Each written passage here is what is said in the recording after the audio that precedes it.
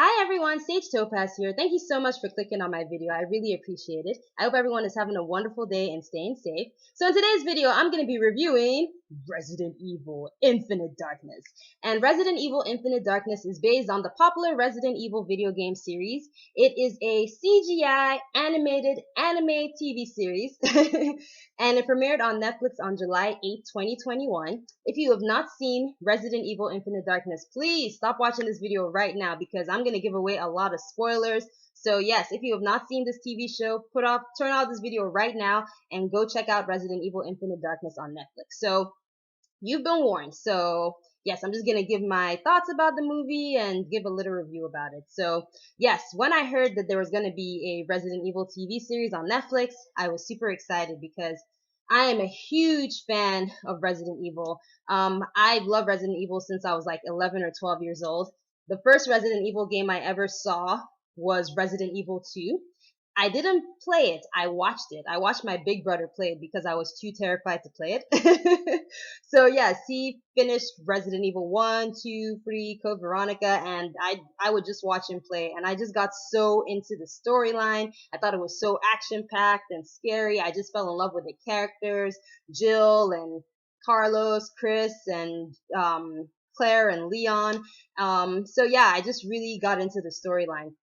The first Resident Evil game that I was able to play was Code Veronica. So by that time, I was a little older. I was less afraid. I mean, I was still scared while playing it, but I wasn't that scared that I couldn't play it. So I played it, and I actually wasn't able to finish it because at one point in the game, I was playing as Claire, and it was at that point in the game where I met up with the Tyrant, and at that point, I was almost out of ammo, and yeah, I couldn't go past the game because the Tyrant kept killing me. And the last save, when I went back to the last save, I still didn't have enough ammo to kill this Tyrant. So I was like, okay, I'm not giving up. I can still beat him. And I would go back and he would keep killing me. So yes, there was no way that I could finish the game because I didn't have enough ammo. But like I said, my big brother finished Code Veronica, so I was able to see the ending and everything. But the first Resident Evil game that I was successfully able to finish was Resident Evil 4. So yes, I played Resident Evil 4, I finished it, I'm so proud of myself, and I played Resident Evil 5 and 6. So, a huge fan of the Resident Evil series. I don't like Resident Evil 7 and 8, Resident Evil Village. It's also Resident Evil 8. But yeah, not a fan of those games for a lot of reasons. Maybe I'll make another video about it. But anyway, aside from those games, love Resident Evil. So yeah, very excited that there was going to be a Resident Evil TV series. So yeah, as soon as it premiered, I checked it out. And so a quick summary of the movie is just, typical Resident Evil plotline, right?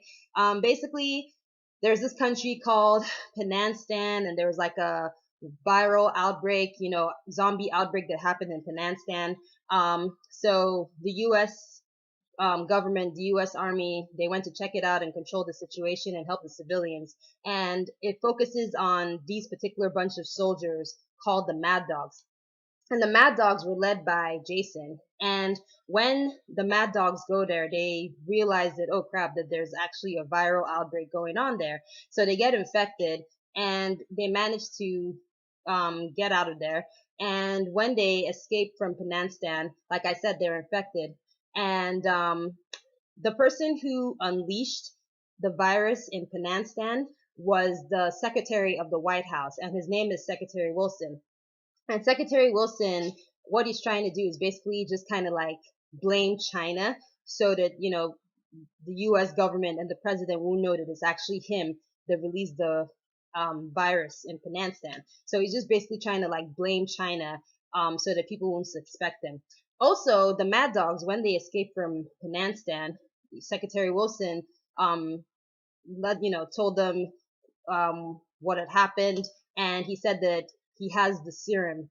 And what the serum is that it basically keeps them from completely turning into bio monsters. So the serum pretty much like maintains their humanity. So Jason and the Mad Dogs, they basically became Secretary Wilson's lap dogs, and they just did whatever work he wanted them to do.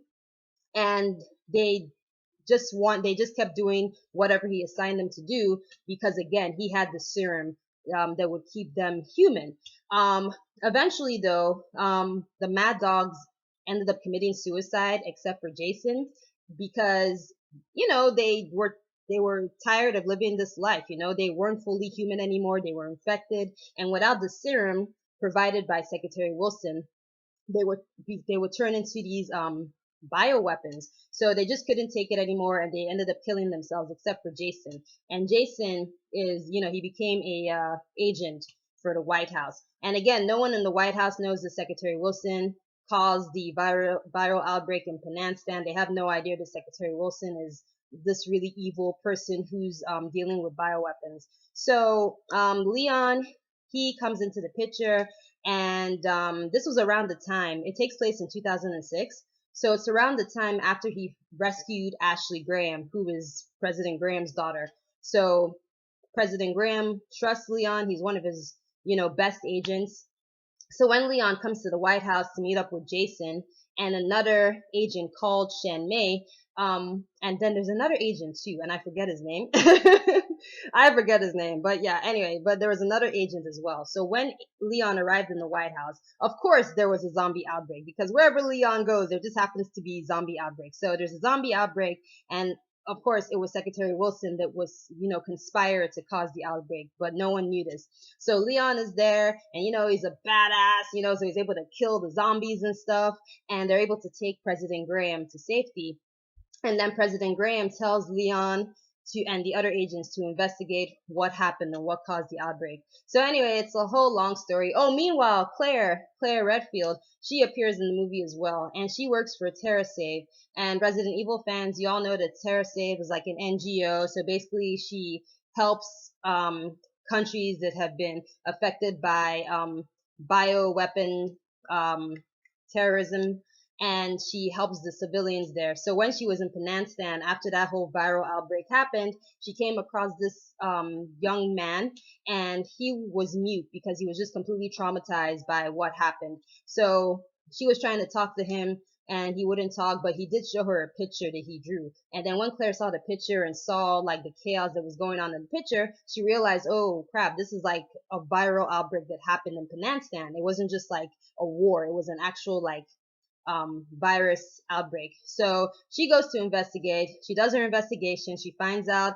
that the Mad Dogs ended up killing themselves, and then she discovers that Secretary Wilson basically has been blackmailing the Mad Dogs to do his bidding because he's the one that has the serum to keep them human. And then Secretary Wilson finds out that Claire knows about it, and then he kidnaps her and he threatens her not to tell anybody. And of course Claire is like, no, screw you, I'm gonna expose what you're doing to the world. And then meanwhile, Leon, it's a long story, but basically, Leon finds out from Jason and Shen Mei, those two other agents, that Secretary Wilson is behind everything that's going on, and he's planning to create these super soldiers like Jason and the Mad Dogs. And Shen Mei is she's not just an agent. Her brother was in Pananstan, so her younger brother got infected with the virus as well. So that's why she has a personal vendetta against Secretary Wilson. And she also has like a flash drive that has basically all the information of what Secretary Wilson is doing. So she's trying to, show the world that flash drive so that they would know the world would know the truth about what happened in Pananstan and how evil Secretary Wilson is. So anyway, so all this happens, blah blah blah. There's a showdown where Secretary Wilson is holding Claire, and it's in like a lab. And so Leon gets there, and Jason tells Secretary Wilson, he actually infects Secretary Wilson, and then he tells him that he's tired of doing his dirty work, and he's going to show the world what Secretary Wilson did to him. So he shows his true form, like his monster form, and he's like, I'm going to show the world what happened. Meanwhile, President Graham is giving like a press conference. So he wanted to go to the press conference and, just shock the world and see how he's become a bioweapon. So Yeah, so he infects Secretary Wilson. Meanwhile, remember I told you that Claire got kidnapped by Secretary Wilson. So she's in this lab all tied up in her chair or whatever. And Leon and Shen Mei try to stop Jason because they don't want Jason to show his true form during the press conference. And in the scuffle, Shen Mei ends up getting killed. Of course, Leon doesn't get killed because he's Leon. Like, apparently Leon can never die. You know, I mean, I like Leon. I just think it's really funny how no matter what, he can never get killed. But what I don't understand about that though is that I don't understand why Leon and Shen Mei were trying to stop Jason because I'm just so confused. Like, isn't the whole weren't they trying to expose Secretary Wilson and show the evil that he did in Pananstan and show if Jason was to go to that live press conference and be like, hey, look at me, look at how I've turned into a monster because of Secretary Wilson, isn't wouldn't that have been a good thing? So that's what I'm kind of confused about. But I know Leon was saying something about, oh, like Jason just wants to instill fear, but I mean, yes, isn't that a good thing? I mean, people should be terrified. I mean, when they see him, they're like, oh crap, like look at what happened. But anyway, I don't know. I don't know. And so Jason was trying to escape and show his true form. And if they had just let him go, Shen Mei wouldn't have gotten killed. But anyway, so Leon is able to stop Jason because again, he's super Leon. So he's able to stop Jason. Jason gets killed. And Claire is able to escape. And then at the end of the movie, we find out that Secretary Wilson is actually working for Tricell. And remember, Tricell was introduced in Resident Evil 5 as a very evil um, pharmaceutical organization as well. And at the end of the movie, Claire asks Leon for the flash drive that has all of Secretary Wilson's secrets so that she can publish it in the newspapers and again expose what Secretary Wilson did. And Leon doesn't want to give her the flash drive, and Claire is pissed. And I don't understand why Leon didn't want to expose Secretary Wilson. I'm so confused. Like like the Resident Evil characters like Jill and Chris and Claire and Leon, like after everything they went through in Raccoon and the mansion incident, like their whole purpose was to do everything they could to expose Umbrella and other evil organizations who are creating all these bioweapons. So I don't understand why Leon didn't want to give away the flash drive. I'm so confused. I think maybe he did that because he was trying to protect the reputation of the U.S. government. I don't know, but I mean, it just doesn't make any sense because I mean, it wasn't the U.S. government. It was just this one jerk who worked in the U.S. government. So I don't know. I didn't get the ending, but anyway. So yeah, it was an interesting movie. That was pretty much the quick summary. The pros of the movie, there was a lot of Resident Evil nostalgia. There were zombies. I'm so happy that the main monsters were like zombies. You know, Resident Evil in some video games, you know, they kind of like, for instance, Resident Evil Village.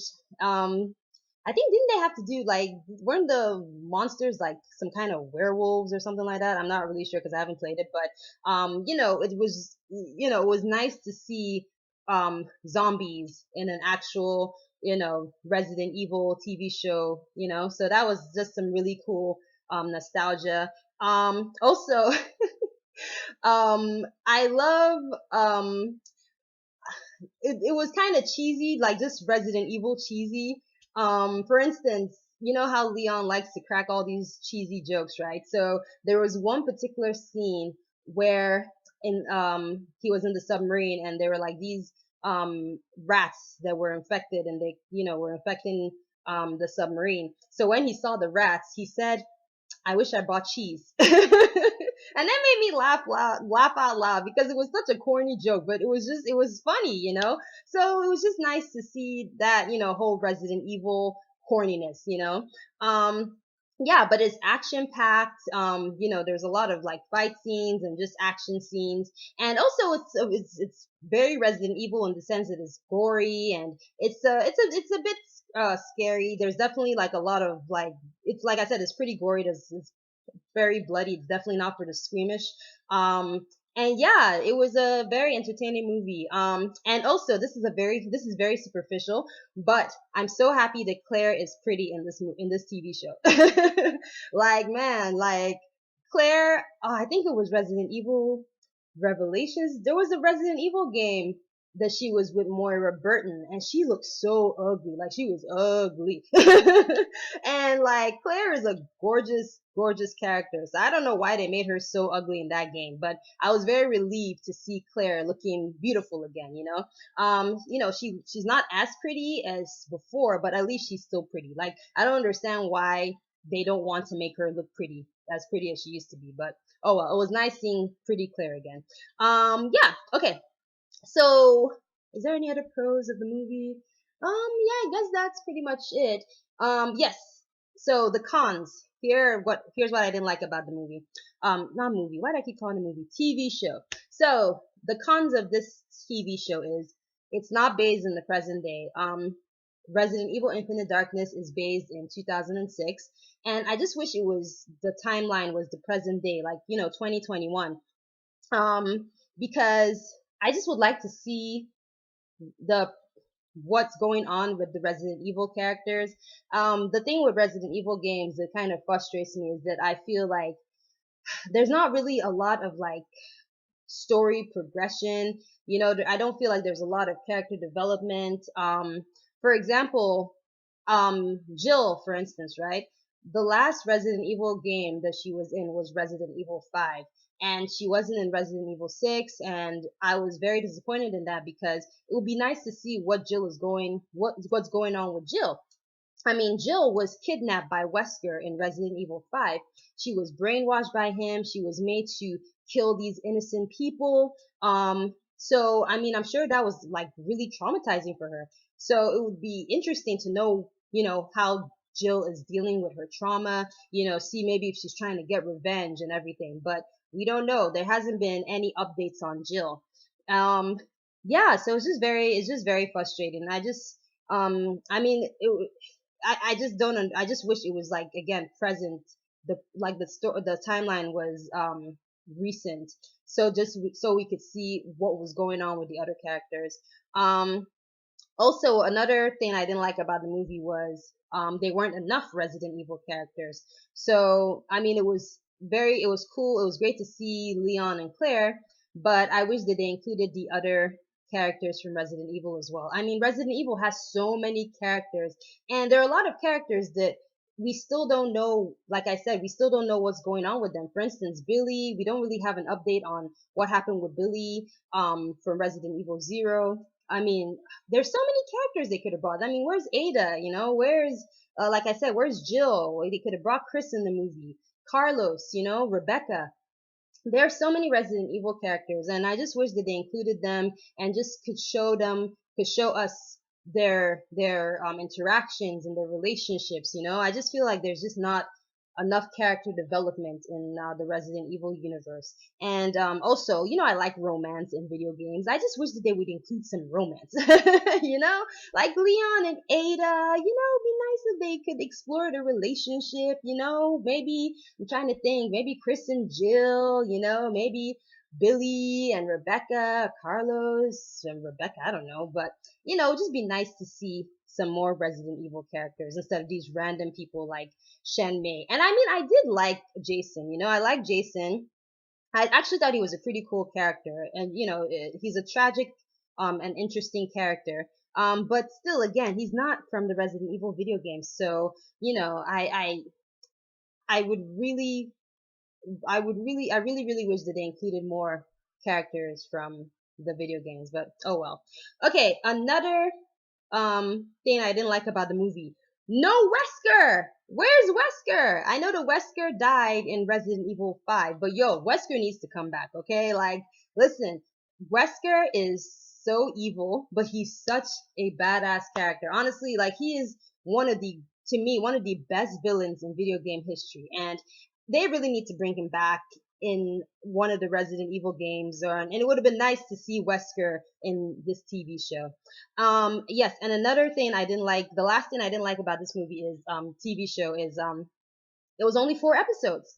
I wish that there were more episodes. Again, with just 4 episodes, there's just not enough time um, for character development.